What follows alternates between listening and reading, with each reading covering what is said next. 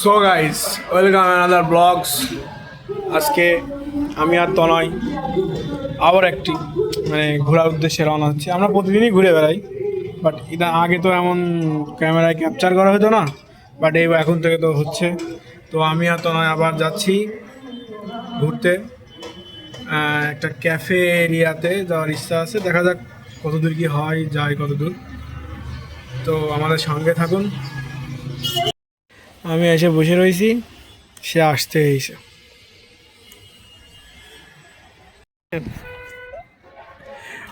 অধীর আগ্রহের পরে তিনি হাজির হয়েছেন। তার অ্যাপয়েন্টমেন্ট পাতি আমার অনেক টাইম লেগে গেল, বসেই আছে। চলেন যাই আগে। স্বাগতম গাইজ, আমরা আবার হাজির হলাম আমাদের নতুন আরেকটি ট্রাভেল ব্লগ নিয়ে। তো এখন আমরা আজকে আমাদের গন্তব্য হচ্ছে এই নদীর ওই পারেই একটি ক্যাফে টাইপের জায়গা হয়েছে, মুকিত বললো ওইখানে যাব।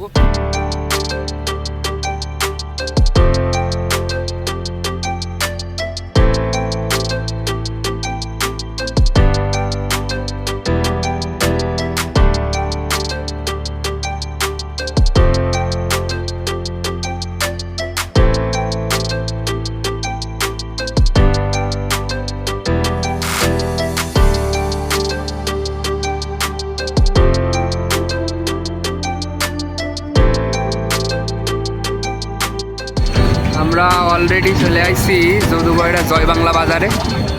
মানে এখান থেকে আমরা ডানে মোড় নিলাম, যেহেতু আমরা যাব বটমূল ক্যাফের ওইখানে। নতুন ক্যাফে খুলছে একটা মাঠের ভিতরে, বেশ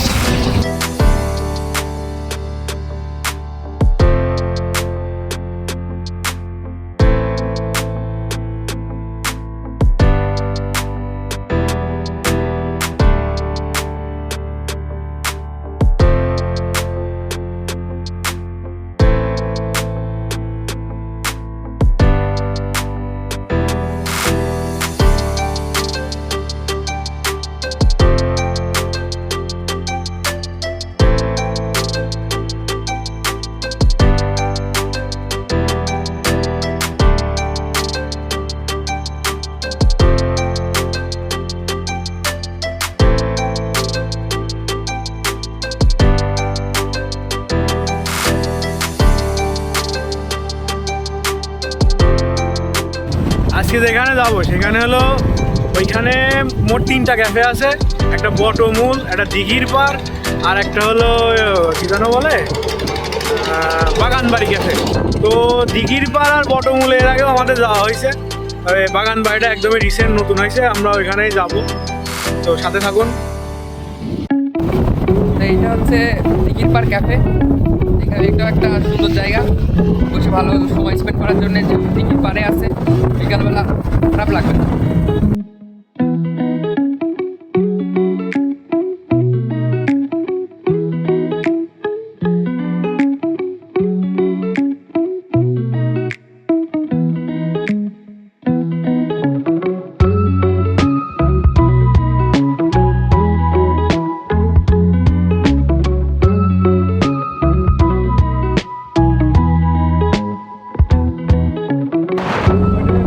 সামনেই হচ্ছে বাস সাইডে এই যে জুম করতেছি, এই জায়গাটা হচ্ছে বটমূল ক্যাফে। আমরা এখানেই থামবো আলটিমেটলি।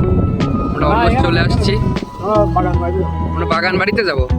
আচ্ছা ঠিক আছে, আমরা এখন আপাতত এখানে থামছি না, বাট আমরা হচ্ছে সামনে বাগান বাড়ি আছে সেইখানের দিকে যাচ্ছি। সুন্দর একটা কাপড় বসেছিল, অলমোস্ট চলে আসছি। আমরা আজকে এই বাগান বাড়িতে হল্ট করবো। আমরা এই বাগান বাড়িতে আজকে ভিডিও করে দেবো আপনাদের।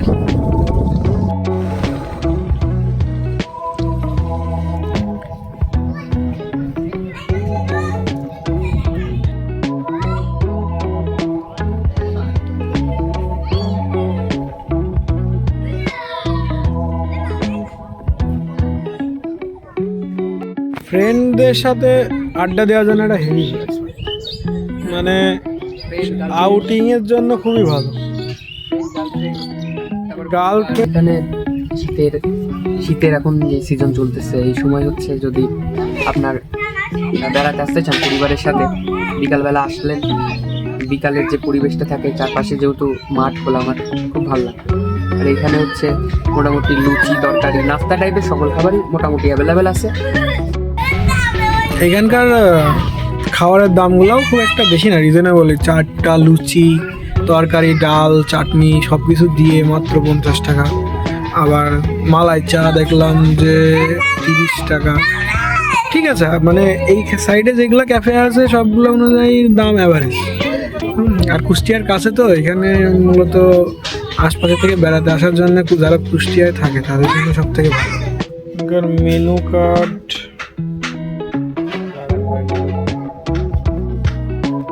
কয় কেজি দুধ জ্বলান?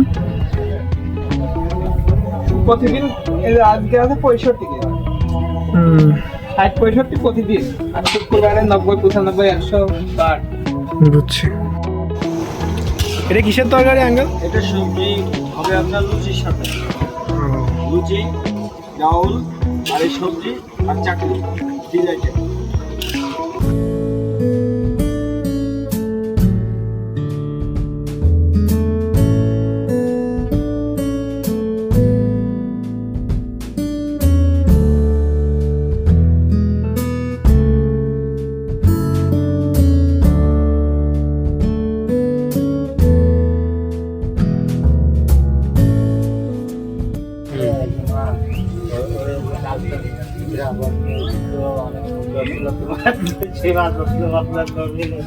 চাটা সেই ভাই, তবে একটু মিষ্টি বেশি, আমি একটু মিষ্টি কম খাই।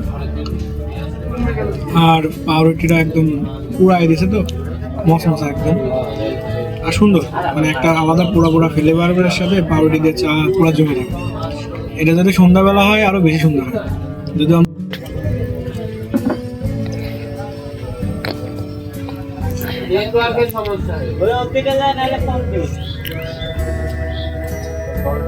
সুন্দর, কিন্তু একটু চিনি বেশি, অনেকটাই বেশি আমার কাছে। তবে এমনি চার মতন বলবো না, একটু ভালো, তার থেকে একটু ভালো। কারণ মালাই আছে তো, মালাইয়ের স্বাদের জন্য একটু আলাদা লাগতেছে। তো আপাতত আমাদের নাস্তা করা শেষ, এখন আমরা এখান থেকে বিদায় নিচ্ছি আপাতত, আমি আর মুকিত।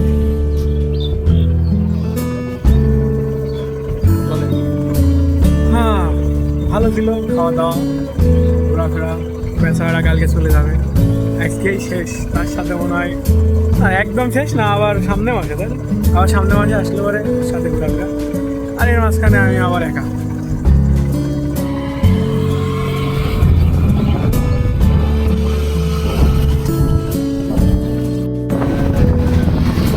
এই যে আমরা লাহিনী বটতলার কাছাকাছি চলে আসছি, ভিতর দিয়ে বললাম যে লাহিনী বটতলায় আসা যায়।